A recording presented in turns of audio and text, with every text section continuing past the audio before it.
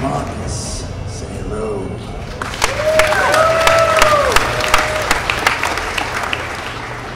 Fabian will be joining you soon, but before Fabian joins you, I'd like to say a big hello to everyone.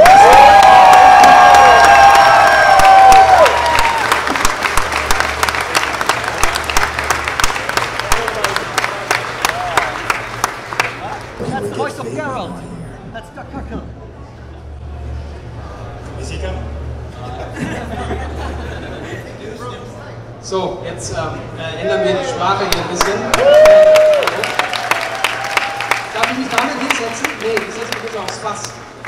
Darf man das? Ja, cool. Also erstmal, ich weiß nicht, ob ihr alles gehört habt, wir haben ja die Durchsage, das haben wir richtig gut getimt gleich mal mit Doug und der Messe. Herzlich willkommen im Namen von CD Projekt Red und dem Witcher-Team und dem QnA-Team und dem CYBERPUNK-Team und allen Teams. Ja, genau. Zum ersten offiziellen deutschen Community Gathering, was wir hier im Rahmen der Gamescom haben. Super cool, dass so viele da sind. Ich sehe schon erste in dem fantastischen Cosplay-Outfit.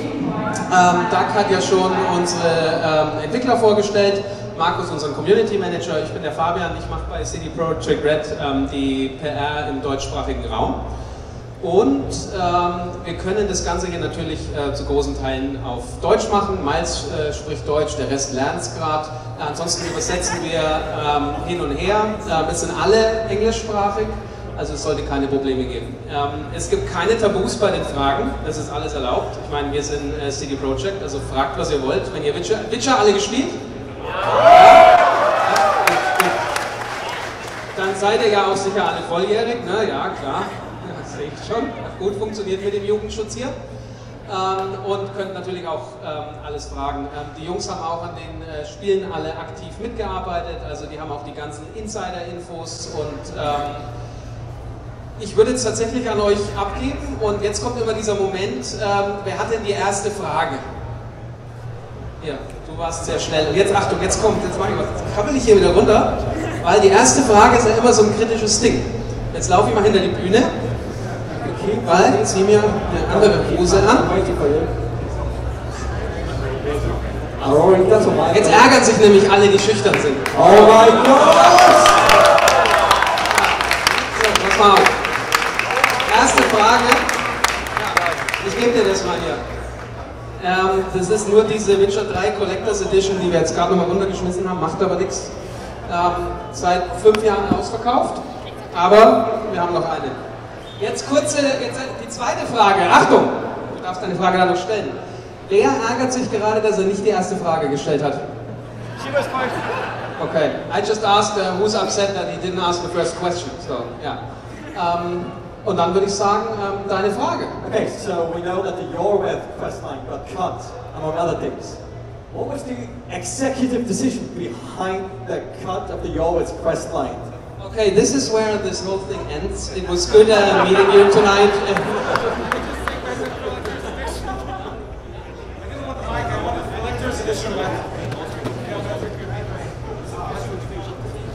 No comment. No, really, no comment. I'm sorry. Do like a very superficial answer. The thing is when you make something and you play through it, and if it's not working, you have to get rid of it. You know, you have to change it. Am I projecting? Okay. So the thing is you know, you make something and we iterate at CDP. We do it over and over and over and over again. And with the IORVETH questline, it just wasn't working for various reasons. And so it just had to go because it was not working too late in the development. Now we took most of that because we don't like wasting things, and so we took most of that, and it's in other places. And you know, you can see little remnants of it, little pieces here. You know, like the Devil's Pit, or if you go to the Nilfgaard camp in the south part of No Man's Land, there's a few quests there that I did, and they were part of that. They were part of that IORVETH quest line. But yeah, I mean, so, you know, it's one of those things where if it's just not working, you can't keep it around, and it sucks because IORVETH is one of my favorite characters. I fucking love him. He's great. He's great. Amazing in Witcher 3. Yeah. And it hurts that they didn't make it in, but you know, it's one of those things. You know, if we had left it in, it would have been a worse game. As weird as that sounds. could they make it into the next Witcher game? No comment. Good try though, good try. Wir machen es dann so, wer die nächste Frage hat, kann direkt hier rüberkommen. So wie Fabian, ja? Eine Frage. Ja, eine Frage.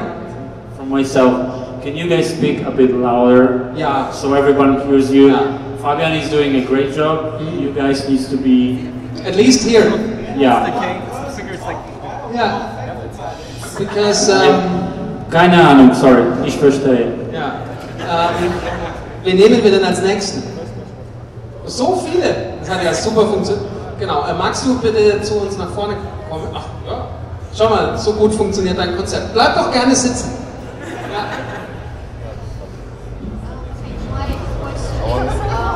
Do you regard it as a sign of quality and maybe success if the players lose themselves in the game and get pulled into the world of The Witcher? And if that's the case, how are you trying to accomplish this effect of immersion? Are there certain strategies or decisions that are made to accomplish? So I just start again. Do you regard it as a sign of quality or maybe success if the players get pulled into the game and lose themselves in the game? And if that's the case, how are you trying to accomplish this effect of immersion? And are there certain strategies or decisions to be made to create this effect? Yeah, so I think one of the biggest ways to ensure that it actually gonna touch upon what Patrick had already mentioned is we iterate at CDP a lot, and this is a constant process that we are always going through, because whenever we do something, and like just in case of the IORVETH quest, we do something, we look at it, and then we do the feedback, and then we iterate on that, and then we look at it again, and we iterate on top of it again and again and again. So one of the biggest, reasons that some people might find all those quests on the game immersive is actually that we're all gamers at CDP. We all love Witcher, and that's how we approach it. With a lot of passion, and this way I think, yeah.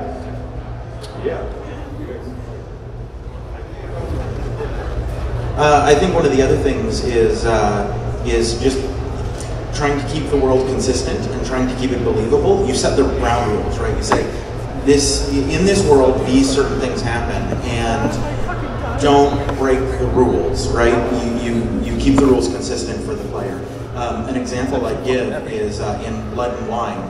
Spoilers, everybody, sorry. But in Blood and Wine, there's the Master Vampire, and you can meet the Master Vampire, and everybody says, before you meet the Master Vampire, don't mess with this dude. He's way too tough for you, Geralt. You don't mess with this dude. And in a lot of games, they let you mess with him, and then you'd be able to fight him, and you'd be able to beat him, and you'd win. And the problem is, and you want the player to feel important, you want the player to feel, in the world, you want the player to feel important, but you also want them to feel part of the world, right? So when if Geralt mouths off to that Master Vampire, he kills you. Sorry, he kills you in a cutscene, because we don't even want to give you the sense that maybe you could pull through. He just kills you, and that's one of those cases where you don't want to use that trick very often. But that is one of the things you use to build a believable world. Is set the ground rules, don't change them. And if you change them, explain to the player exactly why you're changing it. Hi. Hello? Oh, okay. So, in regards to immersion and the player losing himself in the entire ordeal, that's the whole point of us making games. We want the player to be immersed in the experience and lose themselves in the game world. And speaking from our level design expertise and perspective, what we think is and I guess this goes across the board of disciplines, what we think is the most important aspect for this is clearly making a world that is entirely believable to the player. So in terms of Witcher 3, we went to great lengths to make sure that, as Patrick said, the world is not only consistent, but also believable from the pieces you can look at from just a visual point of view, right? So you walk around No Man's Land and you see these people in the huts, there barely is any food. So actually it supports the idea that they are starving, there's been war, you find signs of war all over the place, famine. In Novigrad, you notice it looks entirely different. People are farming, people are having a relatively joyful life, at least on the surface, and you can see a whole different level of wealth in Novigrad. And that boils down not only from, you know, how rich these people are, but all the way to the tiniest details of the way how they built their fence and how crooked it is. All these little imperfections is what makes this world so close to ours, or at least feel like it. Oh, okay. I was already reading the responses to the picture of you I posted, this one lucky guy. Damit du ein bisschen Facebook-Fame bekommst, haben wir das heimlich alles schon gepostet. Ist es für euch eigentlich sinnvoll, wenn wir ab und zu mal noch was hin und her übersetzen, oder funktioniert soweit ganz gut, was die Kollegen sagen? Works? Cool, perfect. Wer hat denn die nächste? Na, du darfst jetzt nicht schon wieder fragen. Question regarding immersion if we are already on the topic. Okay, dann stell die Frage. Come over there or just like here? He's getting all the additions today. So, Jesus Christ, this is loud. One of the things is, right, when you look at Witcher 2, Witcher 2 was very dynamic. If you didn't do one side quest, then the world changed, or the story changed within the chapter, obviously, in one direction, and created a new scenario and ending of a chapter. And Witcher 3, obviously, you have an open world, and that is not necessarily happening, which leaves like that the main story is kind of disconnected from the actual world in many places, which kind of is immersion breaking. In some areas, obviously, like the other day, I just had the first NCP running around mentioning the Wild Hunt. It was like, fuck yes, the first one saying actually that there's the Wild Hunt. What is the process behind that, trying to make an epic open world? Like this is maybe already related to Cyberpunk, but already, obviously, Witcher 3.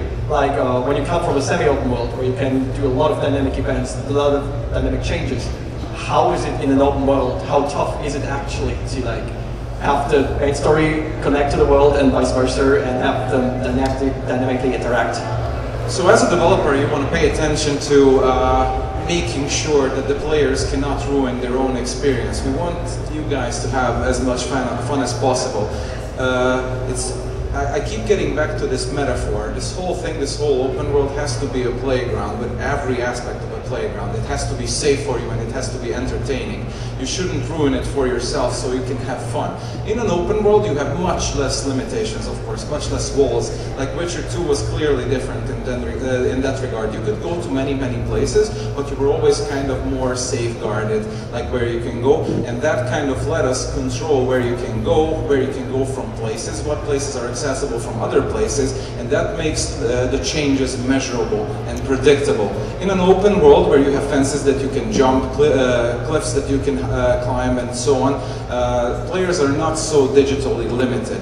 And we wanted to maintain this 360-degree approach basically at as many locations as possible. And this kind of lack of limitation limits the potential changes that we can apply, but we still wanted to make sure that your choices have consequences in the world, and I still think we managed to pull this off at as many locations as possible. Yeah, thank you. Ich werde es jetzt nicht übersetzen, ihr habt es alle verstanden. Also was Peter sagt, ist, er macht es einfach geil. Und es ist wirklich so. Ja. Yeah. I don't really speak German, but I really hope that what Fabian said was nice. No, I just said you guys are doing an incredible job, and I'm not a developer, but every time I'm over, I'm just, yeah. By the way, I'm always doing that. Sorry. Yeah. Amazing. Let me head over the mic. This is important. I almost forgot about this. What he really does and what he's well known for. I hate you. In our company, he is the man who did the doors in Witcher 3. He's the one. If you ever have a problem with a door, especially in Blood and Wine, to him on Twitter, reach out to Miles on Twitter, and ask him why the door is not doing what it's supposed to do, or why it is doing what it's doing. He knows, and he responds to you. Yeah, just let me know. There were 50,000 openable doors in Novigrad, and there was like 100 on top. He did them, all of them. Everything was Most of them. Die nächste Frage, wen nehmen wir da als nächstes? Hier, der junge Mann, ich bringe dir mal ein Mikrofon, Achtung, so. Achtung, aufgepasst und schön laut sprechen. First, thank you for the doors. And second, Chris or Jennifer?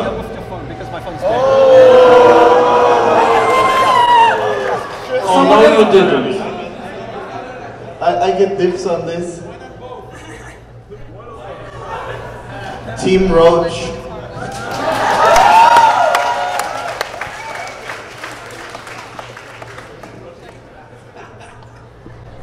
What would a Geralt say? Jennifer.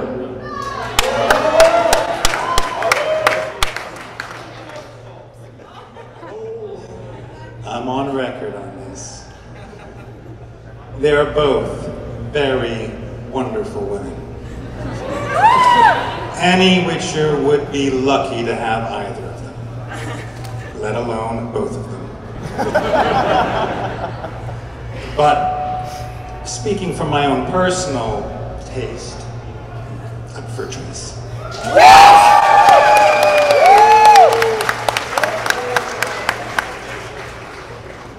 Es soll keiner sagen, dass die hier rumeiern bei den Antworten und allem ausweichen. Wen nehmen wir denn für die nächste Frage? Okay, dann machen wir erst dich und danach kannst du dann das Mikrofon. Sure thing.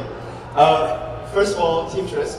Second, as much as I'd love to ask a game dev related question, Doug, how did it feel to read the last line in Blood and Wine?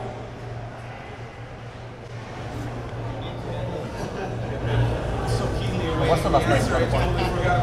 To basically lay down to rest. Oh, that one, okay. Do you know, I honestly don't remember when I did that. And the reason for that is because the way that recording of voice acting works for games is often very non-linear. So while I might have known at the time that I was possibly recording the last line, there are edits, updates, things that come in that have to be re-recorded or recorded in addition to. So in a sense, I'm saying I don't know when exactly that happened. But there was a time when I knew the story had ended, and that possibly there wouldn't be any more updates. And that's always a bittersweet moment. But for me, that was a very bittersweet moment because I know, well, I had these guys have a much longer journey with Geralt and with the Witcher world. And I just want to say this as well to everyone here. I'm really pleased to be up here on this stage, by the way. Thank you guys. And I love being a part of this world. These guys are the heroes, though. I mean, they made this world. I'm in awe of these people. It's incredible. So, back to your question. It's bittersweet. Because for me, it was a 10-year journey from Witcher 1 right through to the end of Blood and Wine. And then Gwent as well. So, I've been on this journey with Geralt for a very long time, and he's kind of become a part of me, and I feel very close to that journey and him and the people he cares for. So yeah, it was sad. I won't say I cried, but it was definitely a moment of you kind of go, there's a milestone in life passed. Thanks so much.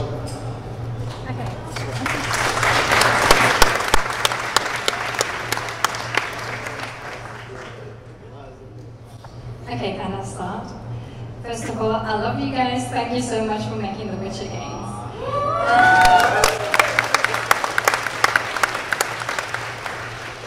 Okay, so now to my question. So Ciri is able to travel to different realms, and in Witcher 3 she also talks about traveling to a realm where there are flying cars and stuff like that.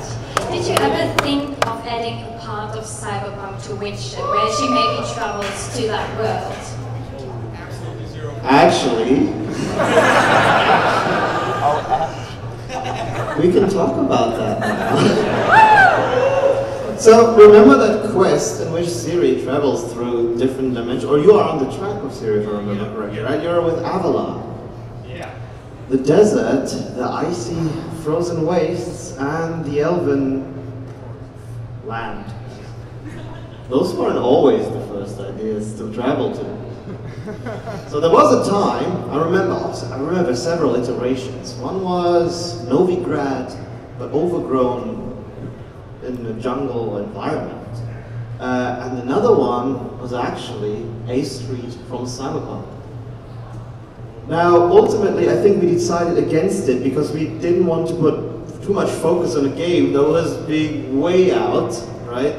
And we wanted this to be about Witcher. Also, the real thing is production-wise, you need to consider this. You know, if you want to make something as so different, and we're feeling this right now, in the Witcher world, then what Cyberpunk is, you actually need to make the assets. So someone has to sit down and make a street, right, that looks like modern day or futuristic Cyberpunk. And back then, you know, things were very different for us, and time is of the essence, resource of the essence. Do you make a street like that, or do you rather use some more existing stuff and make sure the game crashes less, right? So there was something like that, but ultimately we had to decide against it. If I can add to that, there was actually, so this may make you a little wistful for something that never happened, but Geralt was supposed to walk down the street and someone would be there begging for change, and if you gave him the change, you'd give him some amount of money. The idea was, this was blue sky thinking, but the idea was that then when you would play Cyberpunk, there would be a homeless dude somewhere who gets super rich because he's got these gold coins from another universe. And you'd be able to meet him. So yeah, it didn't happen, but it was a fun idea at least. That's cool.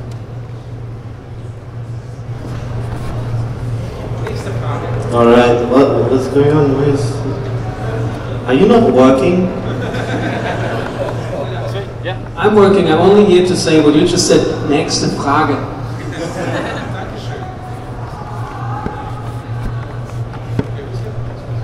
So, next question. So, hello. I would rather have a request. My mom is a really huge Witcher fan, but she can't be here today.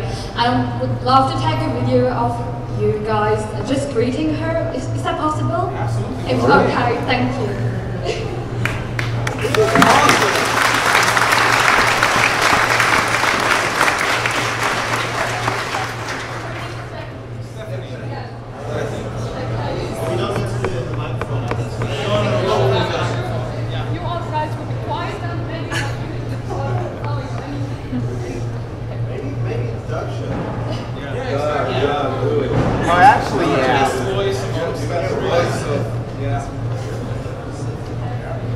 It's not a birthday, is it?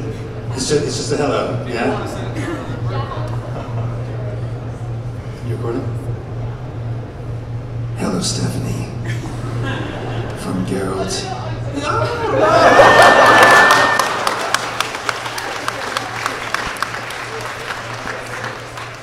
It's like Okay, nächste Frage. Nein.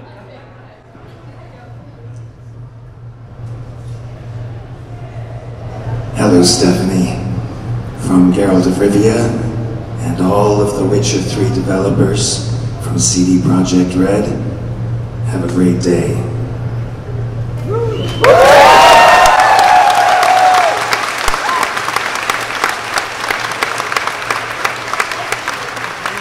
I think we had a bunch of more questions over there, right? No?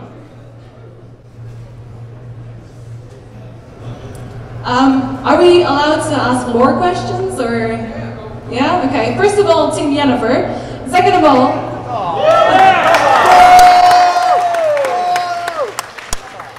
whatever happened to Kelpie, Ciri's horse?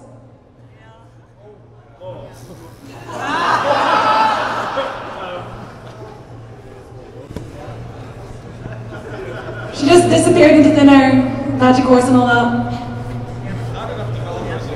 Yeah, I don't know, maybe she got lost in one of the dimensions. Maybe the Cyberpunk one that got cut.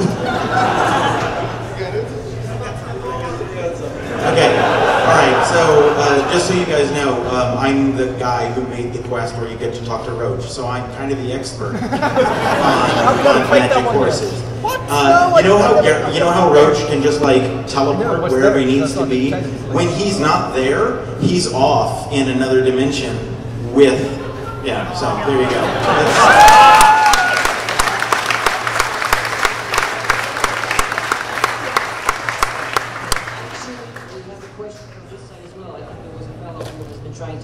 All right. I hope it's okay if I can ask my question in German, because my English is pretty bad. So, first of all,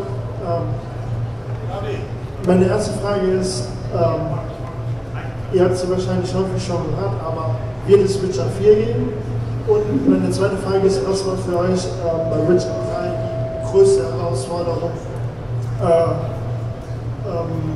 zu reden?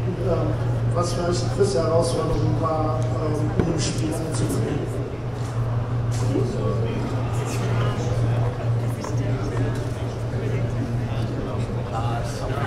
I believe Miles is translating right now. So basically the first question was, okay. We know there will be another Witcher.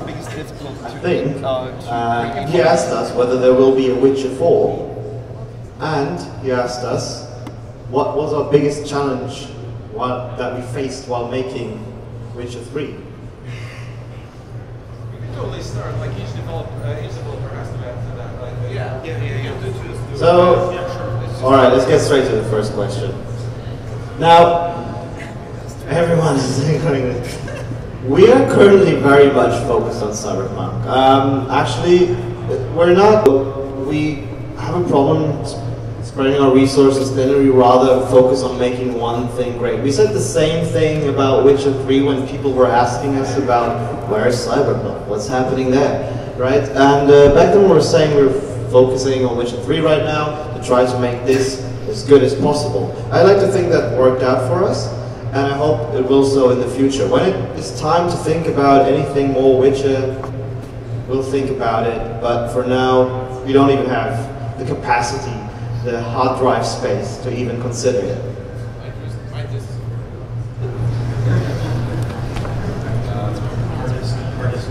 Hardest part. Okay. From cinematics, because when I was at Witcher, when I was working on The Witcher, well, when I was a cinematic artist, that means I was mostly focusing on creating cutscenes for the game.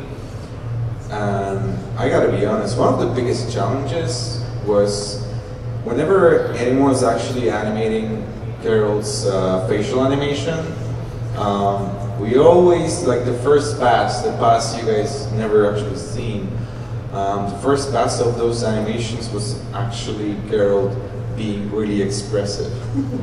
Because Geralt's Geralt, right, Doug? And he has a very certain way of talking, certain way of behaving, and certain mannerisms that are just his, that are assigned to him. And even though we recorded animations for Geralt using different vocab actors, and animations of Geralt were created by many different animators, we always strive when it comes to his body animation to have the same style across the board. But when it came to facial, there was a lot of different moments when we, on the first pass, the Geralt was never him. And it required actually consulting with not only our cinematic director, or it actually ended up after a few reviews, we were going through the animations of Geralt, and like, no, you never smiled. Right? No, smirk is enough for Geralt, right? And of course, when he broke out of those animations, that was what really stood out, what I personally really remember, and that's what made him the way he is. Yeah. Case in point. Also ich kann dir nochmal, weil du die Frage auch auf Deutsch gestellt hast, eine kurze Zusammenfassung natürlich geben. Wie Miles richtig sagt, Fokus liegt bei uns momentan einfach auf Cyberpunk. Wir haben nicht die Ressourcen für 3 riesige Projekte. Und wie der Kollege auch gerade meinte, also Geralt so eben zum Leben zu erwecken und diese Emotionen reinzubekommen und diesen nächsten Schritt zu machen, was die Ausdrucksstärke angeht, war natürlich, wenn du gleichzeitig den Charakter beibehalten willst, die größte Herausforderung. Ich glaube, ich habe das solide zusammengefasst. Wen wollen wir denn als nächstes nehmen? Magst du mir ein bisschen entgegenkommen? Fabian. Ja, hast du du hast eine Frage, Pavel, auf Deutsch bitte. What happened to your hand? Do you really want to go there? Yeah. I think not. No. I just want to fill in this empty space with one more developer from The Witcher, which is Philip. Yeah.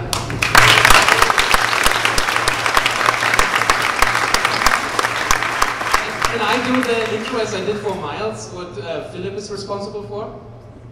Can I start and can you finish? Everyone wants to, I've got the feeling that everyone wants to tell a little story about No, Philip. because we have this personal attachment with Philip. Philip actually was a modder before he joined our company. We were emailing for, what, a year or so? And there was a contest when we released Red Kit, our modding kit for The Witcher 2. And there was a contest to create some kind of mod. An armor, just a level design, something like that. What Philip sent, I think, blew everybody away because he created 6 hours of gameplay with dialogues, with level design, communities, I mean everything. You could play it as a small DLC. Really, it was amazing. The only thing was missing that was voiceover, and he was already searching for actors. Really, I mean, he was trying to get to us, and then I think you had a meeting with Mateusz Tomaszkiewicz, right? And then he got in, and we're keeping him.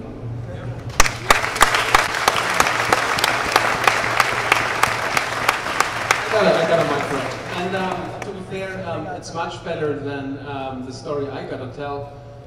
Because he does these things on the side, and then I assume a few of you girls have played Blood and Wine? Blood and Wine, you guys play? Yeah. So he was just sitting there one day and said, oh, that fairy tale thing? Yeah. Oh, Fabian, I did that. What, like the whole thing you wrote? Yeah. And then he just leaves the room, and you're like, what? That was amazing. He's one of those crazy guys in a good way. And I've got another story, but he did not allow me to tell that on stage. Tell it. Maybe later. But now that he is there, and he already gave me the looks, so you're actually taking over my part as the third Germaneer, so I'll leave you guys at that point, and then you're taking over. You also know he's a fellow German, right? Philip Weber? Yes. Okay, all right. That's what the other story is about. He was in a live stream, and the first thing the guy said, "Well, your German is not too bad, actually." Mein Hochdeutsch ist ein bisschen schwer. Ich bin Schwabe, leider. Leider, sagt er. Stimmt aber. So, still, Fabian, I'm filling your shoes briefly. We still have about 10 minutes, 12 minutes left in the Q&A session. Alan? Yes. We really should take a question from over there. Because I'll go. You should go there. No, I'll do that for you because I didn't say a single word. I feel bad now. I should have worked at least a little bit. Let's wrap things up in about 10 minutes, but it's not over. So, you have a question. Right, I hope this is loud enough. I have a million questions about Cyberpunk, but this is a Witcher event, so I'll keep it at Witcher. But in Poland there's a Witcher school, which has a CD Projekt Red stamp put on it. So do any of you in the developer team have any experience with said Witcher school? Have you gone there? And if so, would you like to share? Is anyone? I haven't. I know some people have. Nobody on stage right now, but yeah, we had a character artist who went there and some QA, and funny thing is, I went there. Did you? That's what happened to the hand. But yeah, those are great guys. I was actually blown away by how good it was, how detailed it was. You basically go into a castle and they transform it. There is no electricity. Your mobile phone stays in your room. You decide if you want to use it or not. If you wake up at 3 a.m., you want to do the quest, they will prepare it for you. If you want to go hunt monsters in the forest, they prepare it for you. So basically, you go through 3 days, you become a Witcher. However, you're tempted to become a different person as well. Because the Witcher trials, I think this is something that will stay with me forever. And the hand would be an understatement. That's the answer.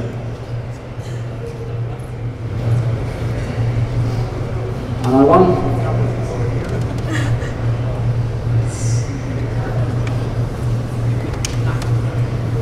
You'll be next. You'll be next one. No, you can be first. Ladies first.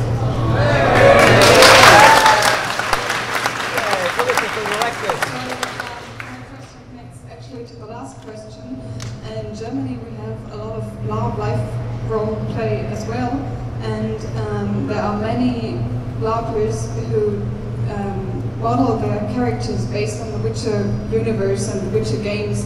So we try to reconstruct our costumes after the games, and it's pretty awesome. But will there be a fashion art book or something we could hope for? There are the cosplay guides, right? We have official cosplay guides for the characters. Okay, alright. Well, let's give it to Marcus. He seems to be nodding.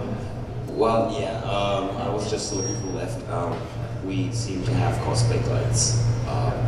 But I think this one I was mean, more... answer that question. Alright, you're making us struggle here. This is... So yeah, we have Yennefer, Olger, Triss, Ciri and Geralt cosplay guides on our website, so if you want to, you just go there and grab PDF for that. Also, one of the best references you can get, mostly for Geralt, is Witcher 2's art book, which contains some of the best concept art for armor in that style, and I would recommend checking that out because it's one of my favorite things to flip through. It's really, really cool, and an excellent reference again for that stuff. I actually know about the cosplay guides, and they're really awesome, but our characters are original characters, and we try to get the style and not only cosplay. So a real art book about fashion in the Witcher universe, maybe? I think that sounds like a great idea. It's not my department, but maybe that guy. Okay, so my question is, do you have the preference in Witcher school, like cat, wolf, or beer, or griffin? Beer, Pete, way too early for beer, come on. We're in Germany, that's not true. Okay, preferences in Witcher school gear. Gear or school in general? That's not a yes answer question. Okay. What's my favorite? Which I think I'm more of a cat school person. No, actually, because I have personal attachment to it as well. Because I made the dungeon underneath Temple Island, and also the house of the crazy cat lady that belongs to it. So I thought, and we worked a lot on the treasure hunt quests, right? You and me both, yeah. So. Yeah, it was plenty of time ago, and yeah, I think it's cat. I'm generally I play more agile characters in video games. So you know what everyone's wearing here, so. Yeah, but wolf school will be the boring answer. Who's going to give it?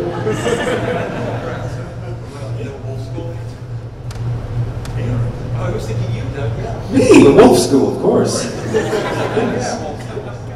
I personally like the Manticore school we introduced in Blood and Wine because the armor you get there, some older Witcher fans might know that it's kind of similar to the armor that Geralt was wearing in the first Witcher, and I was a big fan of the first Witcher, so when we decided in Blood and Wine we will bring that armor back, that made me personally very happy. So when we actually developed Blood and Wine, I'm already going a bit too far to the future. Blood and Wine, and I was working on my quest and I was testing it, I was always using a cheat, so I was always wearing that armor.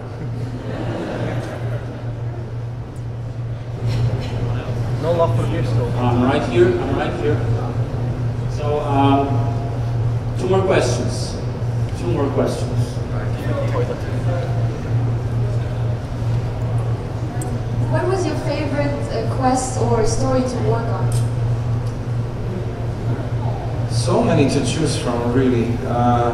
I really loved Letho's reveal, because I was a huge fan of Letho.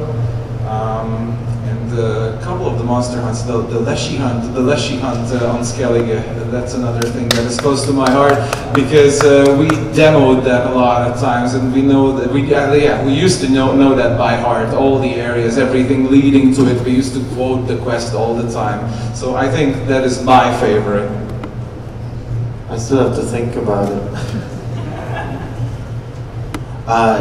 For me, at least, anytime Geralt is being humiliated is a good time. I think that he's hilarious, and I think that Doug sells it just beautifully.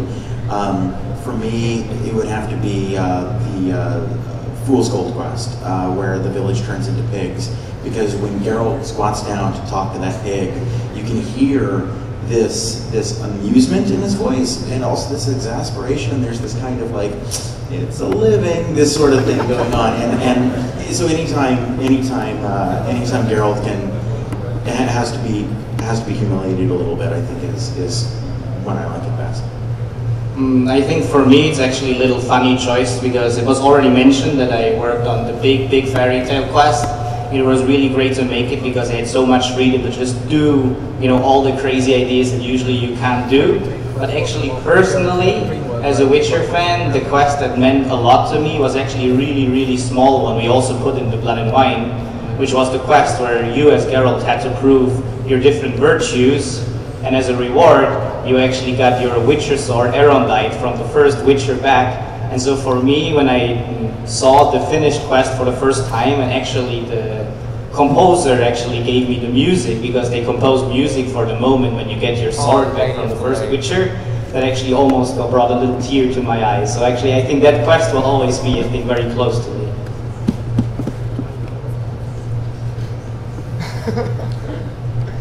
Yeah, there's only one answer for me. That would be, of Darien Darkness. The quest that brings you in the Tyromancer's lair, a cheese magician wizard. And I remember that's about how the pitch went. And that was one of those quests that we worked on together with Danish that sort of just blew up. We had a tiny prototype for the tiniest location. Underneath a small hut mansion thing was a cave that was literally just one tunnel sort of. And at the end there was one puzzle, and when you solved it in a really block-outy, shitty, placeholdery way, cheeses would actually rain from the ceiling or from an opening on physics, and some disco balls would turn on glowing. It was amazing. And when I first saw it, when tasked to actually make the location for it, I actually couldn't believe that we had approved this. So I took Danish and we just went wild on it. We made a fucking maze of cheese smell, smelly cheeses. We actually, and that was so amazing, we got yellow fog lid for it as well. It has a yellowish fog for it. And nonetheless, if you really look into it, into the visual narrative of the place, there is a darker side to this quest. And I think that's why, in all its absurdity, and hearing Geralt complain about cheese smell and hit no one back home in the Witcher school believing him that this had happened to him, it's just brilliant. Well, as I mentioned, that was the last for the least question. But Miles, since you're already holding a mic, can you choose a person? I have a question, or maybe you're sitting so close to it, but generally, maybe we can move this way. Did we meet at DEF CON? Yes, we did. You are the guy that helped us. Yes. We should. Wait, is it community Q&A or Witcher Desk Q&A? Why not both? I don't know. But okay, maybe just to fill everyone in, since I mentioned it loudly, Patrick and I were roaming the wide halls of Gamescom here when we suddenly got lost. And we found ourselves in the middle of a lot of people when there shouldn't really be any here, because the convention wasn't even open yet. Turns out we somehow just walked straight to DevCom and DeveloperCom as it happens here, and this fine gentleman over there helped us out by giving us access to Miles, do you think this guy deserves collector's edition? Wait, what? You got, I think this man deserves something very good. And if that's what you want to give him, we want to give him. We will talk afterwards. So, one last question. I think since I've appeared here, there was the same guy with the white shirt holding up his hand, so I think he's a good... Philip, friends. Yeah. Wait. I'll allow it. Hello, CD Projekt Red, and special greeting to Dark Cockle. I wanted to ask a question about actually Cyberpunk, but it's related to Witcher. I wanted to make sure if should we expect to have Dark Cockle as a voice actor in Cyberpunk?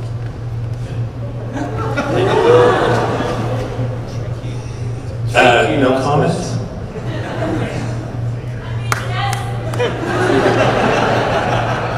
It could mean no. All right, guys. Because that's my question, right? That we've prepared. I would kindly ask all of you guys to go with Martin Moment backstage. I think he has something to tell you. All right, we'll be back. And please take your chairs with you. What do we do with the round of applause.